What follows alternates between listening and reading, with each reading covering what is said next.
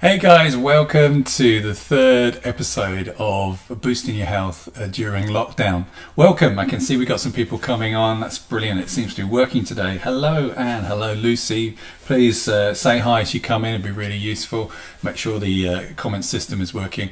And what I'm really looking forward to today is to finding out what questions you have, because now this is the third week I've been doing this. I'm guessing we've been locked down for kind of 3-4 weeks.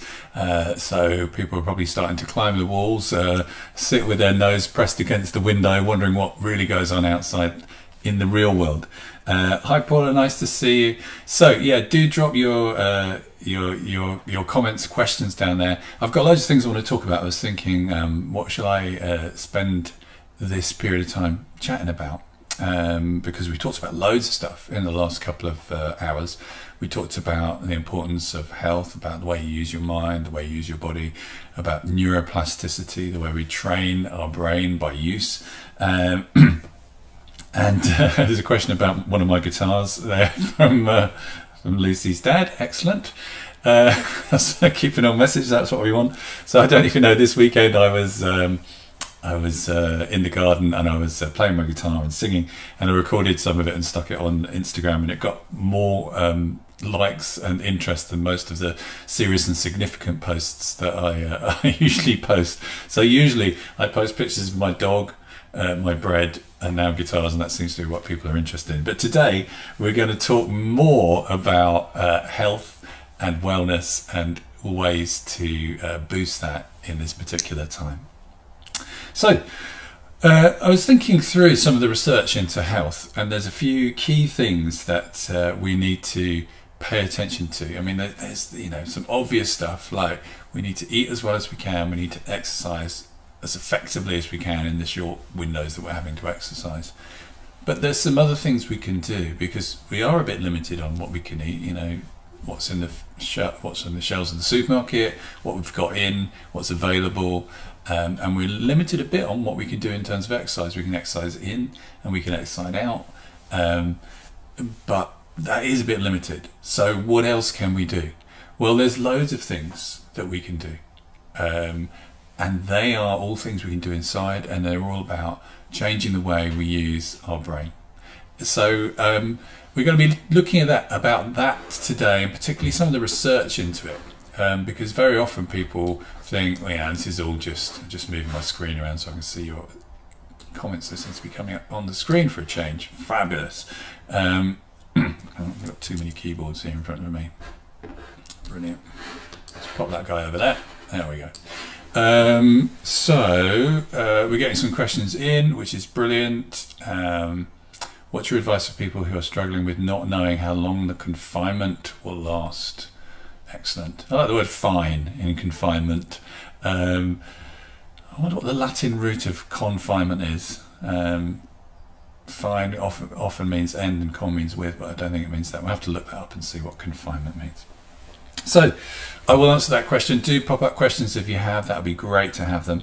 And thank you, Sharon, for enjoying my singing last week. As I was mentioning earlier, it seems that that's the most important and interesting thing I do at the moment. In spite of having a PhD, talking about health and wellness, singing seems to be the thing, which is not a bad thing. And that kind of links into what can we do to improve our health.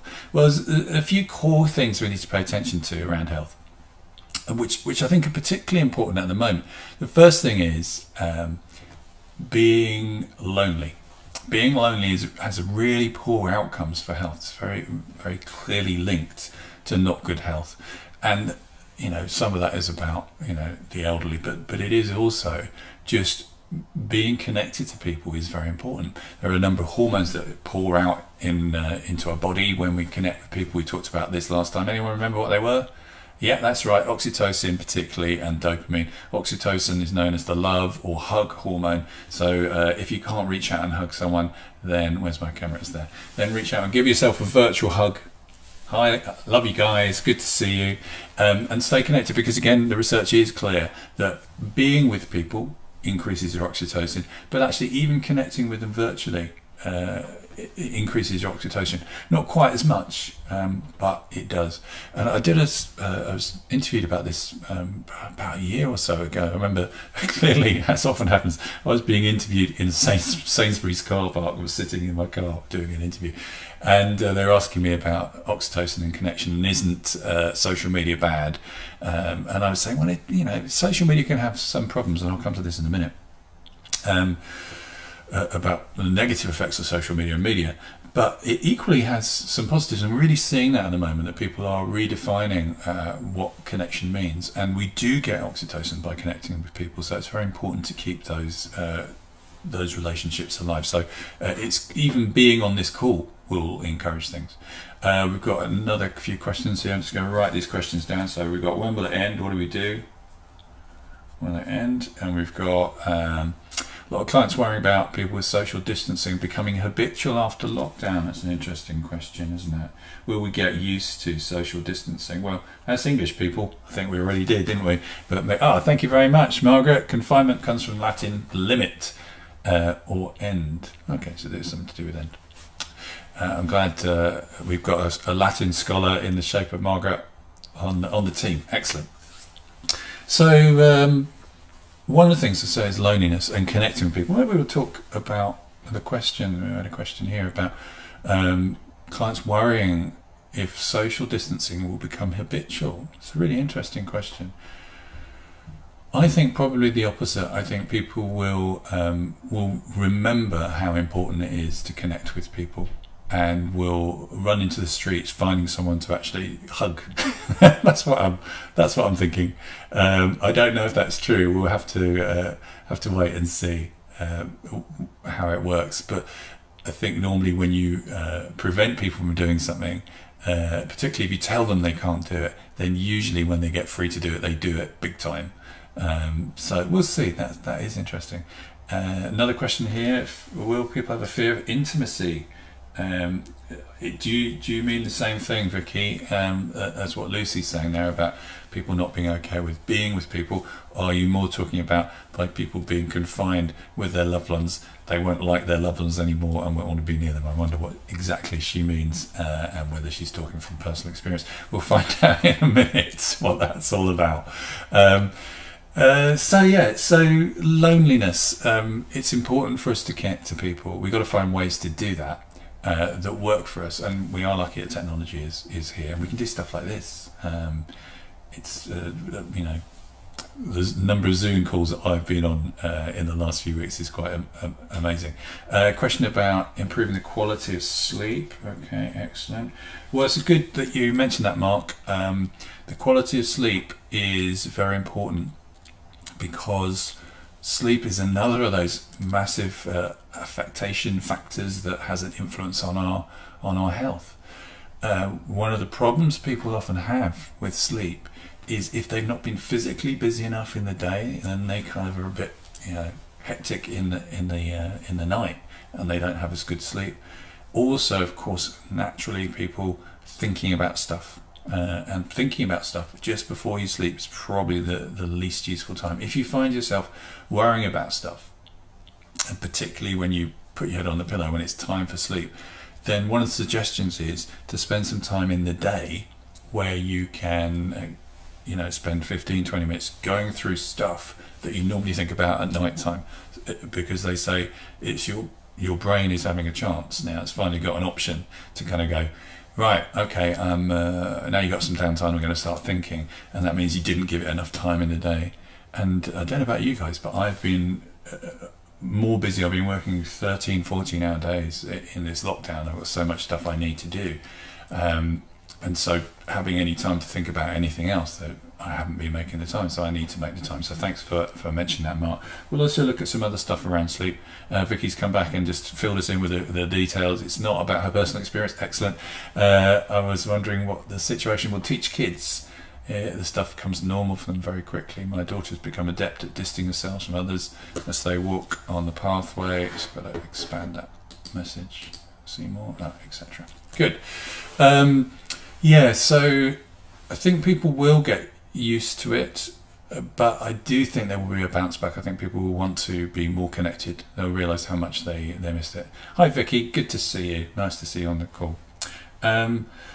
A lot of people are finding that this period of time is amplifying the stuff going on in their lives, because the normal distractions that we'd have, going out for a meal, going out for a long walk, exercising, going on a course, all sorts of stuff we can't do, and we're locked into a small portion of the world, often with people we may or may not want to be with. Hopefully you are blessed with people you do want to be with, but even so, being with people that you really want to be with, it's a bit like when people retire. Quite often, they stop working and they kind of go, oh, I've got to spend all my time with this person, whereas normally I just spend my weekends, and it's really nice. So getting your head around that can be very interesting. So it does bring up stuff. I'm going to be talking about this in a little bit. What else improves health? We talked about exercise, obviously good diet as much as you can. Interestingly, being compassionate is very significant in shifting health. There's all sorts of interesting stuff. You watched my podcast with David Hamilton talking about some of the research into how being compassionate, doing compassionate meditation, changed the ends of the telomeres in the genetic material. And as you get older, the ends of the telomeres of the genetic material kind of fray, a bit like a shoelace, and then they don't function as well, and it's one of the signs of aging. And if you do compassionate meditation, you find that doesn't happen. There's some very interesting research into that. Compassion meditations, again, related to both brain function and to your immune system function. So being compassionate, and that could be very useful being around others, because one of the things that tests mine and other people's compassion is other people. If we're just on our own, it's not so bad. We can get annoyed with ourselves, but it's other people, isn't it, doing that stuff. You may know one of my kind of things I always talk about is one of the things humans hate the most is being made wrong, or a suggestion that what you've done is wrong. And as soon as we feel that somebody's saying that about us, we usually come out fighting. Occasionally we sulk, but usually we come out fighting and tell them why they are wrong. I saw a nice post on Facebook, I think this yesterday, and it said, me and my wife are playing a new game, and the game is why did you do that thing that you shouldn't have done? And nobody's winning. If you do get into those kind of conversations, why have you done this, then you will get the other person usually fighting back, unless they're very, very well behaved and able to stay in a calm and compassionate state. So we need to probably increase our compassion even more in these situations where we are locked in with people. So how can we do that? Well, let's have a little look at that. Hey Kareem, good to see you. Nice to see you. I haven't seen Kareem for a long time. We've got some other questions. Augusta says, how can we help reverse a chronically tense state and an upset stomach whilst in isolation? Okay, any shortcuts to avoid doing 100 of the LPAs a day? Kareem says, how important is routine at this time? I found myself in a bit of a rut, waking at 4 p.m. and sleeping at 6 a.m, trying to get the routine back. Today I woke up nice and early and feel it's great. It's quite easy in this time to be getting into bad routine, drinking, just being way too lazy. Margaret says, I'm normally good at compassion, but I'm finding myself getting really annoyed with people ignoring social distancing rules. Okay, lots of interesting questions there. How do you help to reverse a chronically tense state and an upset stomach? Well, if you are chronically tense, you are more likely to have an upset stomach, just because of the sympathetic nervous system. If it gets stimulated, one of the things it does is it suppresses our digestive function, and you can produce also more acid, but just generally nothing works very well. The best way to do it really is, I think, again, compassion. It's like noticing yourself in a chronically tense state. Quite often what people do is like, right, I need to do something about this, and they get all stressed about being stressed, and we can see there's a vicious cycle working there. I remember one person came to see me once, and they were on this what diet is it called? The Gerson diet. It's like just non-cooked food, organic, and they lived in the Isle of Wight. And they said, I was so stressed last week. I spent all week driving around from shop to shop to shop to find, we really needed an organic avocado. We must have spent 72 hours driving around the Isle of Wight, which is not very big, to try and find this avocado. And I was like, avocados, organic avocados are probably much better for you than lots of other things. But the cost to your body of being stressed about it, it's probably on balance better to go and have some, not organic, not particularly healthy food, and be okay with it, and bring some kindness to that. So I think that would help. Make sure that you're being calm as you notice your stomach. And some of you who've done work with me and trained with me, you'll know that there's a whole another approach we use, which is called parts work. And parts work is recognizing that we have parts of us which seem to not be on message. So like Karim's saying, part of you wakes up in the middle of the night when you really should be sleeping, or part of you creates, pain and discomfort. And one of the approaches, the core approaches of that, resolving that, is to be really kind to this part of you that seems to be causing you trouble. So I'd recommend bring as much kindness as you can. I'll go straight into that. In terms of routines, this is an interesting one. I am really poor at routines. I just don't like routines. I think it's probably because my dad was in the army and I went to schools that are full of routine. It just doesn't work for me. So I rarely have a day that is the same. And I quite like that. It kind of works for me. But I know a lot of people really recommend, particularly in these weird times, that you do get up at a particular time and you do have a plan. I definitely think you want to have a plan for the day. When I say I don't have a routine, I don't do the same thing every day at the same time. But every day I make sure I have things I'm really interested in, things I'm excited about, things I feel creative, things I think are important. Because if you just look at an empty day, just stretching into the distance, you're going to get into trouble. I had a client years ago who worked for CNN and during the Gulf War, and she got into bad habits, drinking and stuff, dealing with the pressure. Eventually she got fired, and she woke up every morning saying, this is the best of my life is over. There's nothing to look forward to.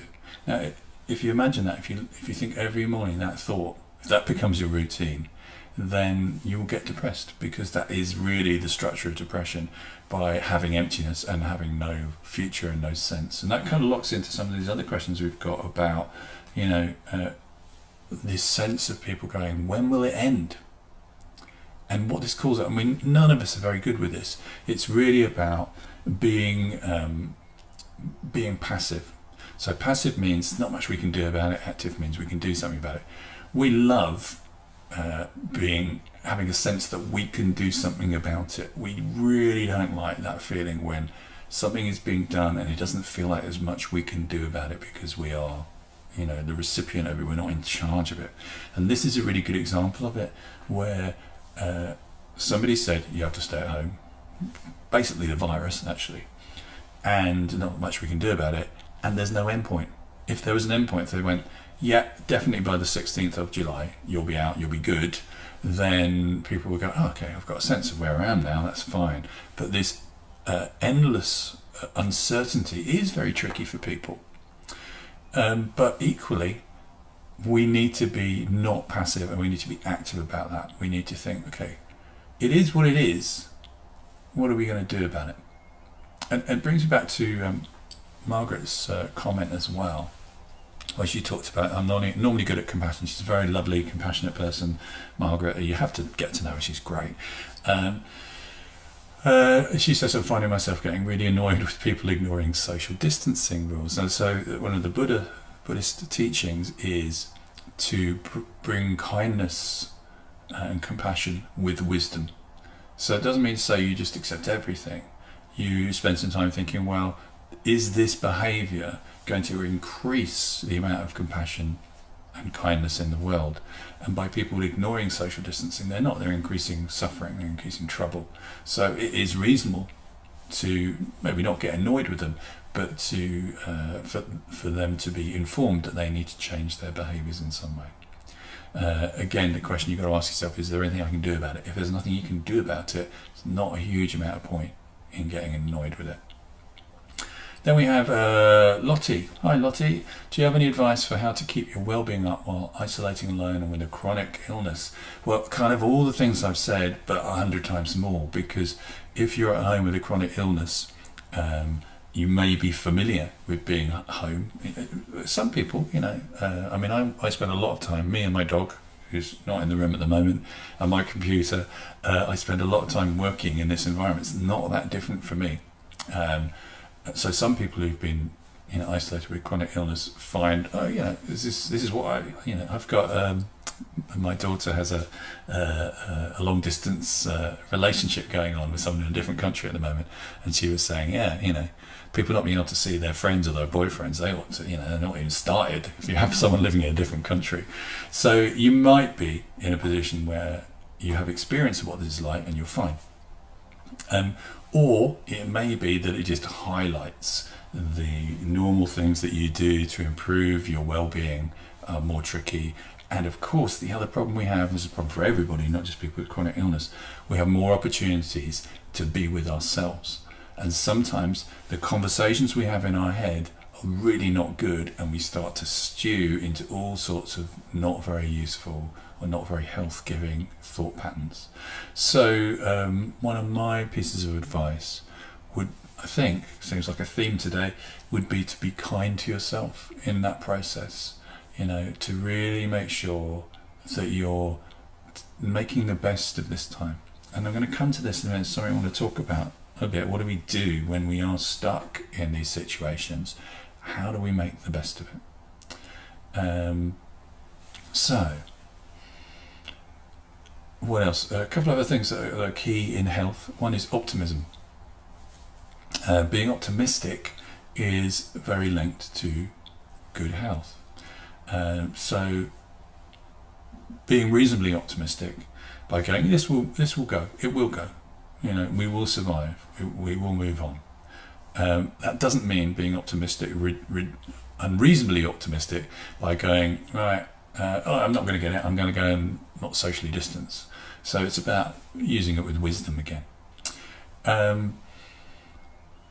How can we be optimistic?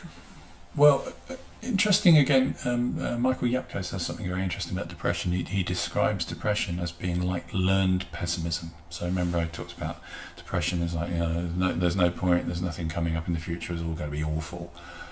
But the opposite is to be optimistic, to learn to have optimism. And optimism is a skill. That's really all it is. It's choosing to see the world in a positive way. As some of you know, I talk about this sometimes. There's paranoia, isn't there? Where you think everyone's out to get you. And so if somebody says something nasty to me, you're like, I thought that of you. If somebody says something nice to you, you go, I wonder what they want. I wonder what's behind it. That's the paranoid position where you assume everybody is badly intentioned towards you. The opposite side of that, and it's kind of a pretend condition, but it's an interesting idea, is pronoia, which is where you assume that everything people say is positively intended towards you. So if somebody goes, you look nice in that outfit, you're like, oh, lovely. And if somebody goes, God, you look really fat, what's the matter with you? You go, oh, it's so nice, they care about my well-being, they're pointing out, they're giving me an opportunity to change my diet. Oh, how nice. Yeah.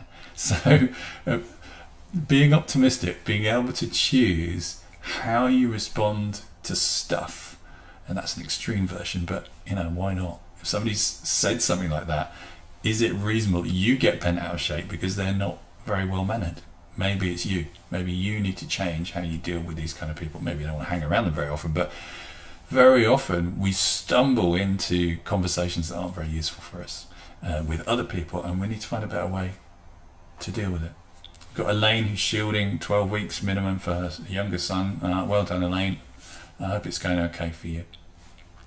So what else? We've talked about optimism. We also mentioned stress earlier when we were talking about Augusta generally. Stress is number one thing that is really bad for you and really easy to change if you know how. So what ways do people change being stressed? Normally what they do, interestingly, how people deal with stress is by escaping, going somewhere else, leaving, leaving the relationship, leaving the job, or possibly leaving the present moment by getting drunk, getting out of it. There are lots of ways to do it, lots of ways to leave. But of course, in this situation, we can't leave. If that's our option, if that's our normal strategy, we're stuffed because we can't get out, we can't leave. So we need to find different ways of de-stressing. And we'll be talking a little bit about that today. We talked about that more on the other seminars. But think about ways for you that are good to de-stress. Simple ways. If you go onto YouTube and look for me, Phil Parker, you'll see there's a whole range of free stuff on there I've done about de-stressing. You listen, there's a half an hour audio of me just talking you through how to be calm and relaxed. There's stuff on our website that you can download, audio programs, hours of me going, and you can become very calm. It's all lovely. I don't know if you know this, but sometimes when I need to de-stress or I can't sleep or whatever, I get one of my audios on and I put it on, and within moments I'm asleep, even though I know what I'm saying and I know the tricks I'm pulling and I know the linguistic cleverness that's going on in the conversation. I still find myself just drifting away. So it's very powerful stuff. So check that out if you're interested. So the thing that I thought would be interesting to talk about for you guys to consider is if we move from problems of this into, well, how could we reframe this as something of value? And I know a lot of people are doing this. We've got a lot of time on our hands. There's only so much Netflix, so much wine, so much cooking, so much stuff you can do to entertain yourself. I will Zelda. I'll put some links on for you. There's only so many things we can do, and we spend a lot of time. I don't know if you saw my Apple iPhone tells me how much screen time I've been on a day. And I'm quite surprised to see how many hours it is, because I've been so focused on working for 13 or 14 hours. I'm surprised I have any more hours in the day where I'm actually on my phone, but apparently I am. So checking social media, which, as I say, is not a bad thing. It's quite a good thing to do to connect with people, but it depends how we're doing it. Are we connecting with good people that are interesting, people who are positive, or are we, chasing some nonsense? Are we focusing heavily on the news? All those kind of things, because those are probably not very good for us. And instead, and as I say, I think a lot of people are starting to do this, to take the time to kind of reflect, to pause and think, okay, well, where am I? What's going on? So I'd like you to do that now, just for a minute. And to do that, just take a breath in through your nose, mouth, whatever you want, and just breathe out gently. And then I'd like you to become aware of your feet, wherever they're connecting with the surfaces, whether you're sitting or lying or standing. And to just notice that whatever surface you're connected to, it's connected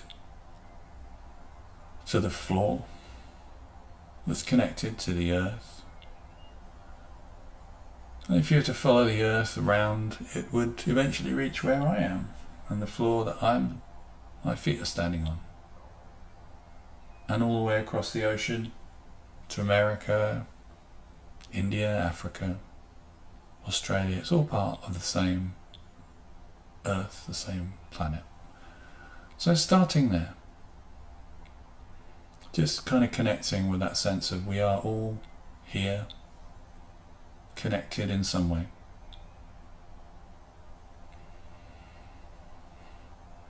And then just to pause and think, okay, where am I right now? Just notice where you are. Then I'd like you to imagine you have a magic carpet and you're floating up on the magic carpet and you're going all the way back to 2 millennia ago, the year 0. Modern times, birth of Christ, or the Common Era. 2,000 years. And I'd like you to think, what do you know about that period of history? We know a few things. We know Pontius Pilate was governor of that area of the Middle East. We know there was a guy called Jesus. We know the Romans were about. We know the Romans hadn't got to Britain yet. America was a long way off being colonised by the British. So was Australia. There's not much we know about 2,000 years ago. We certainly don't know what people were doing inside their house, what arguments they were having, what they were cooking for dinner, how they entertained themselves. All that stuff's kind of disappeared, and we're left with just the tiniest fragments of bits of information about one or two people. So now I'd like you to come back to the present on your magic carpet and go into the future. I'd like you to go 2,000 years into the future to 4,000 years AD. So we're 2,000 years beyond where we are now, and we're looking back at this time in history. What would the history books say? You know, if you think about the time of Jesus, which is, round about the year 0, how much do we know between 0? How much do you personally know between 0 and 2 or 300? Hardly any bits of information from the 200 or 300 years. So if you think back, well, if you're in the year 4000, you think back to roughly the year 2000, they will chunk it as like 400 or 500 years worth of history will be one sentence in a history book. So what would they say about this period? They'll probably say, oh yeah, man went on the moon, assuming that he did. They may say, they mastered electricity, but there won't be much. Probably won't mention the coronavirus. That's just not that important. The pandemic at the end of 1918, many people don't even know about that. Killed more people than the First World War. 500 years from now is 1500. We go, Shakespeare, before that, all that period of time. The plague is even included, the Black Death. So what will they remember about this time, and what perspective does that put on the stuff that we have been dealing with in our lives? How important is it really? So checking in with that, feeling what that feels like. Flow back to now. Mary says that she's lost me. Hopefully everybody else can hear me. If you can still hear me, just leave a message. Flow back to now, feeling what it feels like. To have that sense of what it felt like to be in the year 4000, what it felt like to be in the year 0, and to bring that perspective into now. And having done that, then give yourself a moment to reflect on, okay, so then what is important for me? Thank you for that. What is important for me? Cheers, Lucy and Pippa. What's, when I think about it, what is really important? And some of you may know this story. I wrote a book called The 10 Questions. Great book, by the way. And I was talking to a patient of mine. It all came from talking to patients. And I would ask them a question, and I'd say, like, what do you think about this, or how are you going to do this? And they'd go, that is a really good question. And that's where the book came from, really, collecting really good questions that people said changed their lives. And after I'd written it, I was working with this really lovely woman who worked for the BBC. And she told me the 11th question that never made it into the book, but it's a really good question. Some of you may know it because I have talked about it before. It's worth reminding you. And that is, she said, I was at a party and I met this, at the BBC, and I met this guy who was I saw this guy who was a very famous playwright, and I thought he would be really good for this project I'm doing in a township in South Africa. And then she had this big conversation with herself about, if I go and talk to him, will people think I'm very kind of big-headed by talking to him? Will he knock me back? What will people think? And eventually she thought, you know what, it's too important. Those kids really could do with this. I'm going to talk to him. I don't really care what anybody thinks. She weren't able to talk to him, and he'd gone. She spent all this time working out whether she should go and talk to him, and the moment had passed. And she said, and I suddenly realised, and this is the 11th question, I suddenly realised I need to ask myself more often, what's really important here? What's really important here? So, in the same way, in this moment in our lives, reconnect with what is really important. What are the important things in your life? Where do you need to refocus? What do you need to grow and nurture? We've got lots of time on our hands at the moment, and yet still we probably haven't made time for some of the things that maybe we need to make time for, that would be good for us to make time for. And whenever we say there's not enough time, what we really mean is we haven't decided to make it a priority.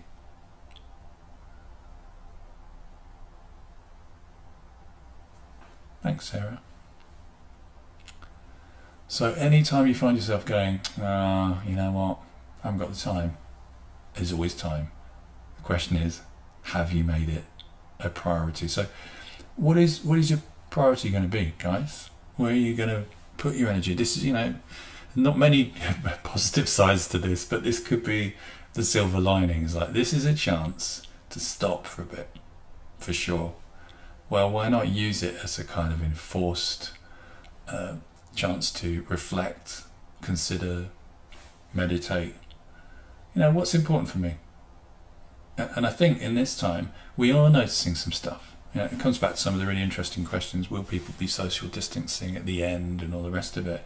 I think partly what people are really missing is human-to-human contact.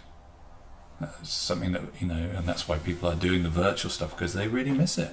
We do. We are social animals. We have mirror neurons, which are specifically focused on how we can feel part of a gang so they'll accept us, not throw us out. So we have neurology developed for this.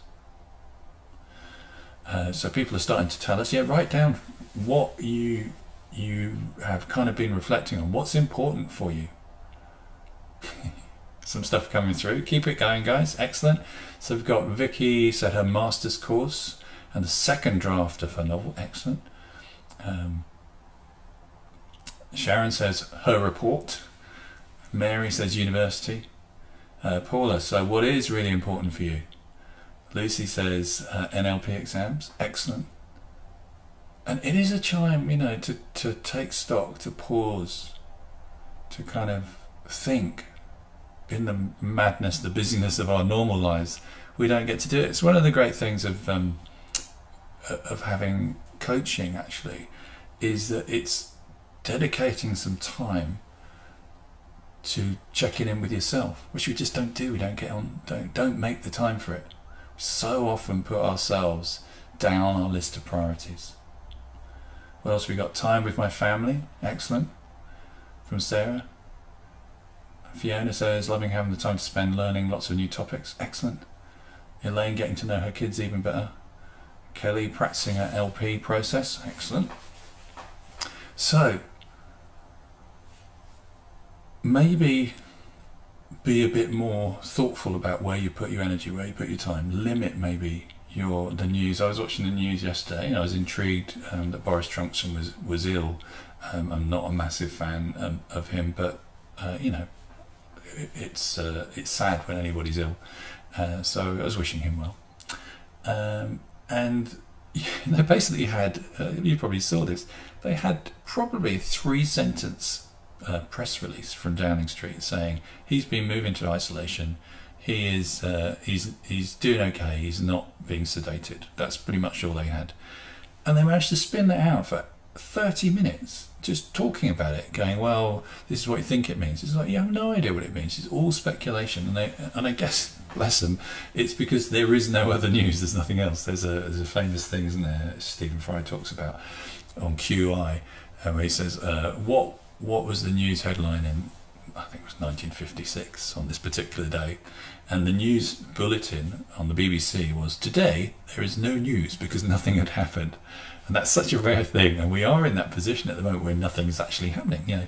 I don't know if you know, but ISIS, I think it was it Al Qaeda, told their terrorists to self-isolate, and if they got ill, not to come home and spread it, because you don't want any danger affecting the terrorist camps. Obviously, lots of war zones are stopping fighting. It's quite extraordinary what's happening. In fact, my wife, who works for a brilliant environmental charity, Global Action Plan, little name check for them there. I think they'll like that.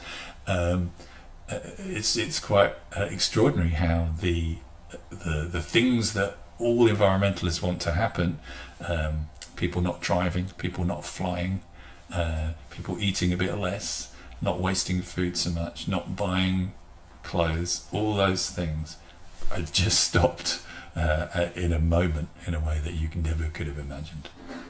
What else have we got here?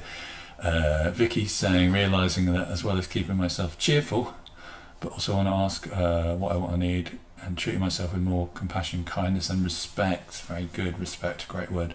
Pit alert, I'm finding it difficult during the lightning process to find myself getting in the pit too much to be able to focus on getting out. So yeah, the pit in the lightning process, those who don't know, the pit means when you are not moving towards the life you love. So it's any kind of behaviour, thoughts, actions, feelings that lead you out of a great life. And if you're finding yourself doing that, first thing I would do really is I'd be really deeply kind to yourself when you're using the process or anything else, and just kind of go, okay, I can see you're having trouble. I get that. I really get that. And there will be a way through it, and we'll take this slowly. That will be my starting point for that. Because otherwise what will happen is you really try and fight your internal conversations. You just end up getting into a real stress about it. Instead, you want to just start from the point of, okay, this is going on. Remember the do. Those of you who know about the do. It's unconscious. It's unintentional. I'm not doing it on purpose. So be kind to yourself. Be kind. Be respectful. Be compassionate. Kind of go, I'm dealing with a lot of stuff here. What can I do to take a baby step in the right direction? Fiona says it's like a giant reset for the planet. Yeah, it is. Sarah says it's a shame they don't report any good, positive news. Yeah. So lots of really interesting stuff there. I do think it's a good opportunity to reset, look, consider, refocus. So I'm going to ask you to focus now. We've got about 10-15 minutes left. So do keep on putting questions down, they're really useful. Pleasure, Lisa, I hope it's useful for you. What I'd like you to do today, one of the things that we've found is by recalling, taking yourself back, re-immersing yourself in positive, important memories, it triggers changes in your physiology. So we've looked at health, we've looked at relaxation. We could do more of that, but just listen back to the last week and the weeks before, you'll hear it there, and I'll do some more in the future. But today I want to actually focus on something else, which I think will have a really good effect on your health, mental and physical. And that is, I'd like you to take yourself back to a time when you were really passionate about something. I'm not so much talking about romantic love here. I'm talking about really being in touch with something that excited you about the world, a dream, a desire, a goal, something you thought, I'm really excited about this. I really want to do this. Doesn't matter how old you were. It could be, I can't wait until that thing comes through the post. I'm so looking forward to, the fan magazine of David Cassidy. I know some of the people listening here will know exactly what I'm talking about. Or it could be a massive project that you took on, moving country, building a house. I don't know. But something that when you connect with it, you're like, oh yeah, I know that feeling. That's really exciting. So go back to that time now. Maybe pop it down in the comments as well. Tell me what your passion was or is. That moment when you just really were excited. You couldn't wait almost to get up and start. You were thinking about it. What can I do? But in a really positive way. Connect with that. Really connect with that and feel what that feels like. Pop down some of the words that represent some of these experiences for you. Do that now. Feeling what it feels like.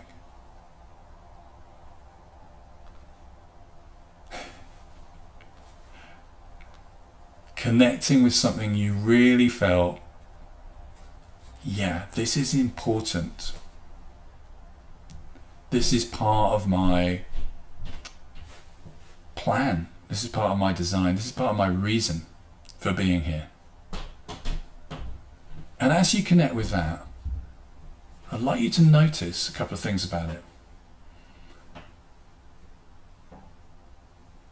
What did it feel like? Who else was involved? Who did you talk to about it? Really re-engage with what this feels like, to have that tingly feeling of excitement, opportunity and possibility flowing through your whole being. And then what I like to do is imagine, as you connect with that, imagine you have a hose pipe and you open the hose pipe like a fireman's hose and it comes flooding out. What colour would that be? And have that hose down 2020, particularly this month, pouring into you, so that each day you wake up, you're starting to feel that feeling again, starting to focus on what are you doing, what's important for you, and these things you connect with. Feeling this flow through your day. And notice as a result, allow yourself, and again this is 10 questions. First question is what if? What if everything turned out brilliantly? What if my idea expanded into this extraordinary thing that I love? What's this feel like? Usually people do the opposite. What if it messes up instead? What if everything turned out brilliantly, or even better than I imagined? What if it just flowed in a magical way? Connect with that, feeling what that feels like. To have that in your day, every day for the next few weeks. Just that feeling of something slightly magical occurring in your life. And notice what you would put your energy into if that magic was just like a breeze behind you, just nudging you along. What you put your energy into, having reflected, this is what's important. What would you put your energy into?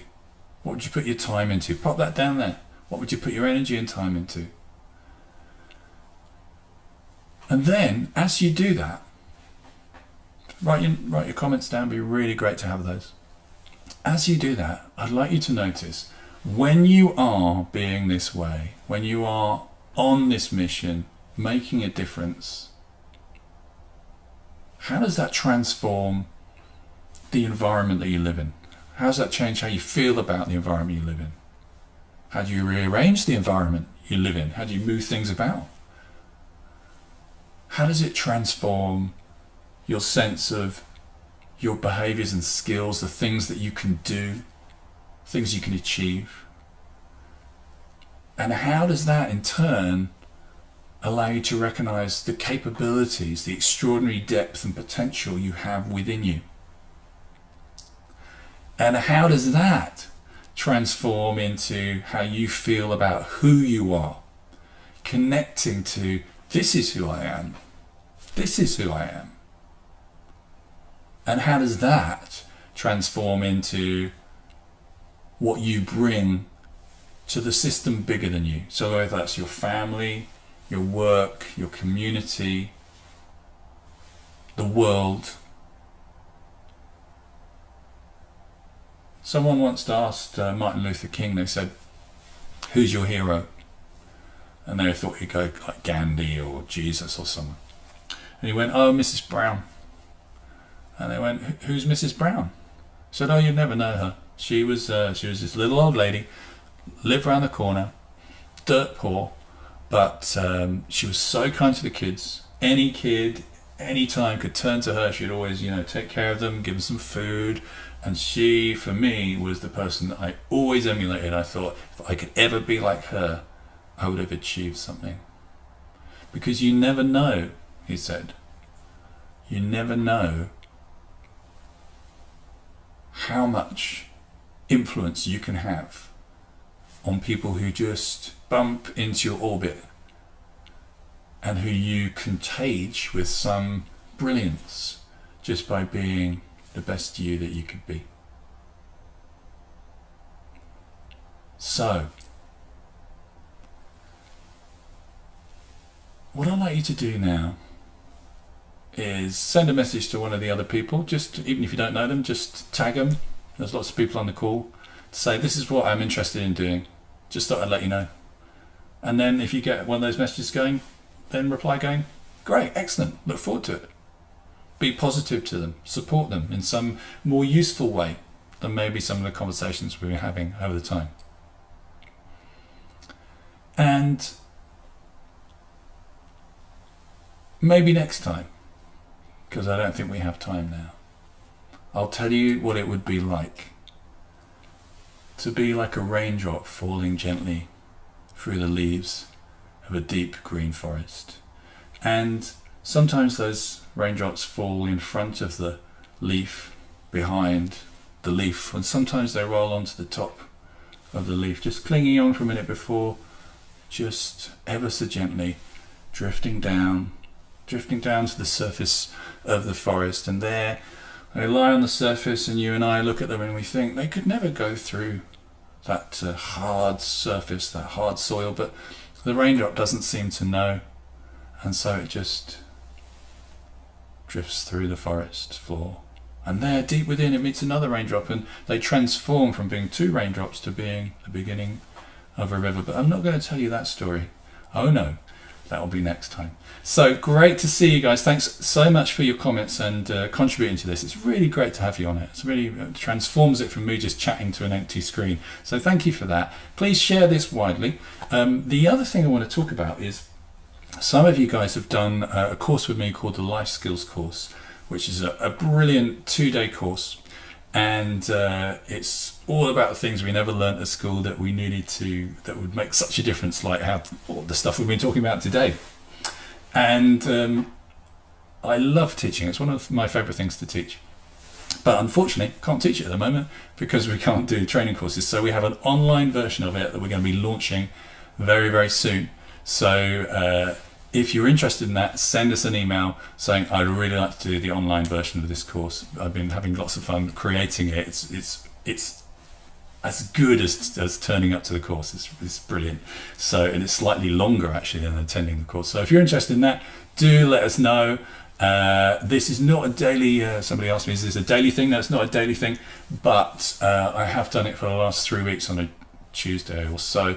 If you're interested, let me know, and I'll do another one for next Tuesday. So yeah, leave a comment, send us an email, phil@philparker.org. Great to see you. Take care of yourselves and do that thing you were talking about. All the best, guys. I'm going to see if I can make the magic happen. Bye.